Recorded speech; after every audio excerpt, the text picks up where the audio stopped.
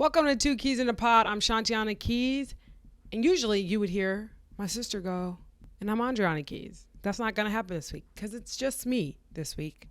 I am Ridin Solo, just like the name of this episode. So, as I've mentioned previously, that my sister's schedule is actually insane, okay? And she has way too many jobs, but she's getting after the money, you know? So I can't knock her hustle. But anyways, so it'll just be me this week. And this may happen probably every other week is my guess. So I decided let's take a different turn. All right. We're going to do more pop culture because that is kind of my interest and not Andreona's at all. Talking TV, music, pop culture things, entertainment things. So that's what I'll be talking about. So just like I said last week, if you're not into that sort of thing, this is probably not the episode for you. So basically, when you see me, think pop culture. When you see her, y'all know what I'm talking about. My life is just like a constant quoting of memes, truly. And the meme that I'm recalling is when you see her, you see me. When you see me, you see her. Okay, anyways, I'm so glad I had to explain that. Anyways, let's get to it. This past week, or past 2 weekends, was Coachella. And y'all know that I've been having a third life crisis, if you follow along.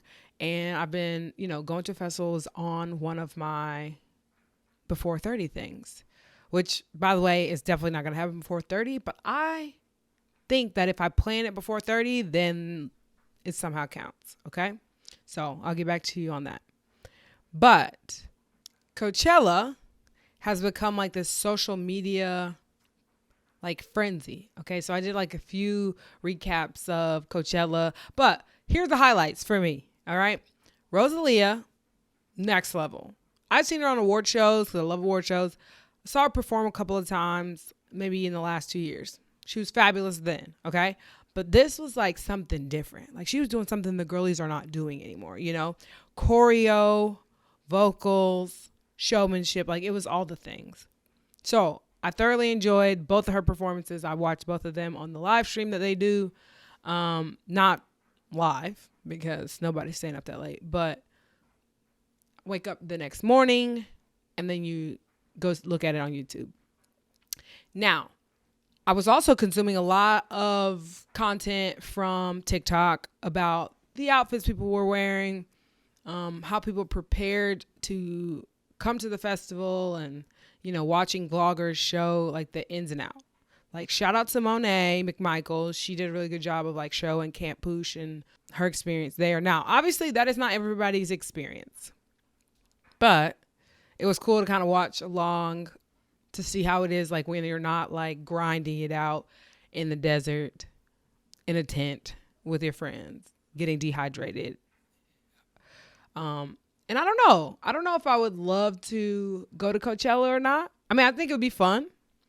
But I feel I don't want to go unless I'm on some hoity-toity bougie trip, because otherwise you are really slumming it to stand in the middle of a field, probably 2 football fields away from the stage. And if you don't want to do that, then you have to get there early, I assume. And then stand at the stage. And what do you do about the bathroom? I assume you would hope that you're with a group and they hold your spot. I have no idea. No idea how this works. And clearly have not been to a festival. But it is on my list to do in the next year. So stay tuned. Another great act was Blackpink. I thought their first performance on weekend 1 was a bit haphazard. I don't know what was going on. But from the live stream, it looked incredibly chaotic. You're just jumping all over the place, which I hate. They've got 4 members, so you do have to kind of bounce around with the camera angles, but it just was constant and it was a lot. But the second weekend, it looked like they had ironed out some things and I thought it was a great performance. Felt like they looked more comfortable. Again, the camera work was better. So all in all, great job. They went from being on one of the other stages 4 years ago to now headlining. So very big deal. Very cool. I'm sure you've seen that Frank Ocean performed weekend 1, said he hurt his leg, wasn't able to perform weekend 2, wasn't even able to perform what he had planned for weekend 1. But obviously very big deal for the festival because people thought they were going to get the opportunity to see Frank Ocean. I'm not a big Frank Ocean person, but it seems like it was very important to a lot of people. So unfortunate. You would think that, someday he'll come back and be able to do both weekends as a headliner.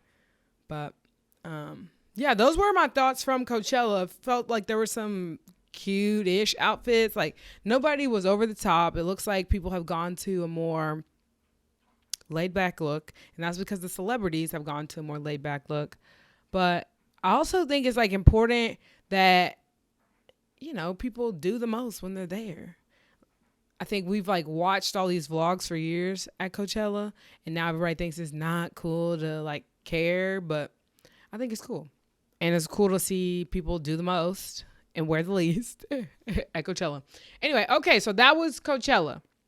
What other things are happening? I had this notebook ready for this, prepared, and I left it in my car, and that's where we're at, okay? But I wanted to get this down because it's already late. Simone Biles got married to her now husband, Jonathan Owens, and people were talking about her edges. Now, I'm old enough to remember when we did this to Gabby Douglas. Now, Gabby Douglas, it's a little different. A little different, I'll be honest with you. But she was still flipping through the air, so like, who cares?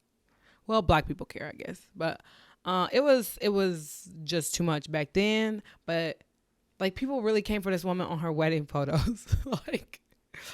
And she, I don't want to say good fun, but she basically was like, look, I'm in Houston. These edges are going to curl up every time I go outside. All right. Anyway, Simone Biles, the GOAT, do whatever you like. Black people are always going to come for you about your hair. It just is what it is. It's just the way of life. So congrats to her. Oh, something I forgot to mention. Shawn Mendes and Camila Cabello were making out weekend one. Like, what the heck was that? Who knows? It might be it was lovers connecting in the heat of the moment. Who knows? But I will say, like, don't connect in the heat of the moment when everybody and their mother has their phone out recording you. That's all I'm saying. It's amazing. Actually, this brings up a great point. And I love how I'm like low-key talking to myself. Great point, Shanteona. Will we ever, in our lifetimes, and I don't think we will, so that's my answer, will we ever go to a concert and not see cell phones out? Okay, of course, no, unless somebody locks them away. But I'm also curious, like artists that performed prior to the iPhone or prior to camera phones. Now, listen, I took a camera phone to Justin Timberlake. I do remember that. But can we imagine what that footage looks like?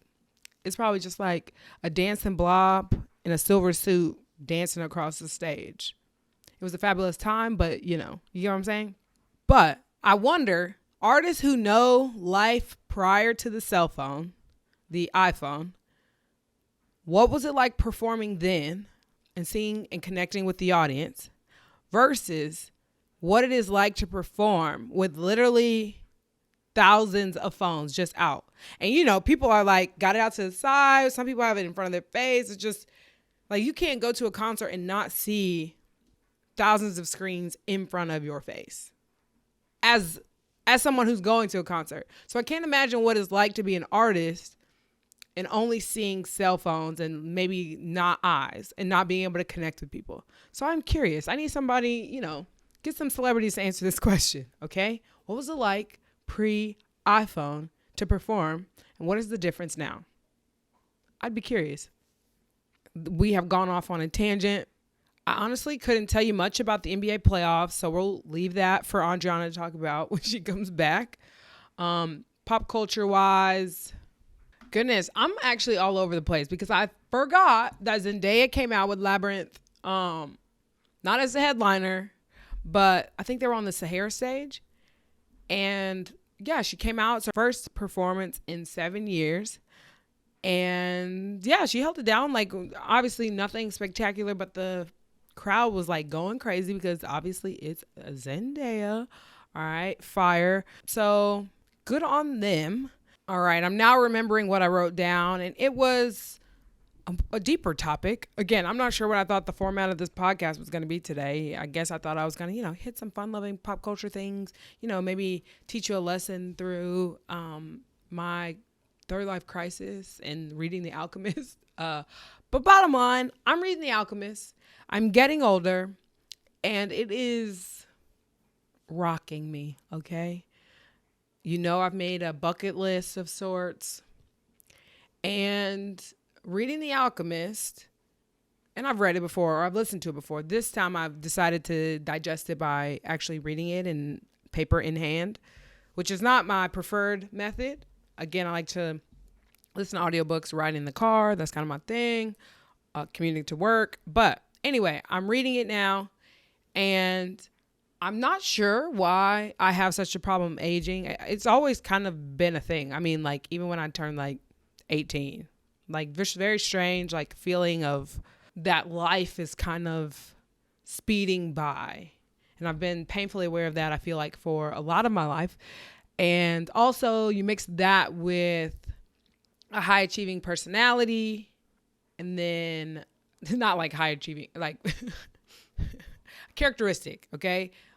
Bottom line, you mix that with someone who wants to achieve and not doing it in the time that they would like. And you mix that with being a millennial, where they tell you to go to college, you do this, you do that, and you should be fine.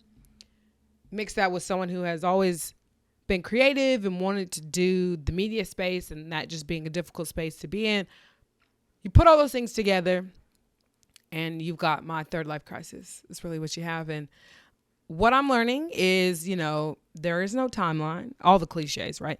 There is no timeline. But I think this idea of alchemy is really helping me in that one of the points is that this thing that you wanted to achieve, your personal legend, this dream that has been put in your spirit, that it is there for a reason, or that it was placed there by the universe, whatever you want to call it, God, placed there, and not just accident. So not like just the whims that I'm on, or that I'm just choosing to want to pursue this kind of career, that it is meant to be, and that I'm meant to pursue this thing.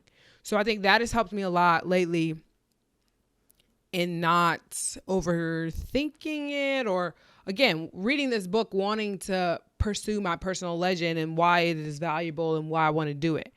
The line that has really stuck with me, and it's in the first couple of pages, is I could have never found God in the seminary. And I think that is just so poignant.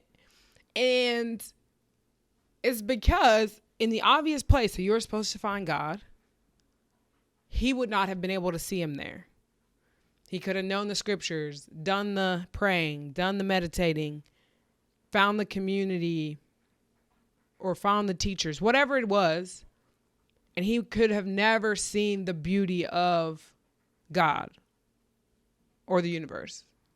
And I think there's something very poetic about that and very beautiful about that, and uplifting and aspirational, and gives words to something that I personally could not describe, I guess. Which is why I'm having a hard time even now.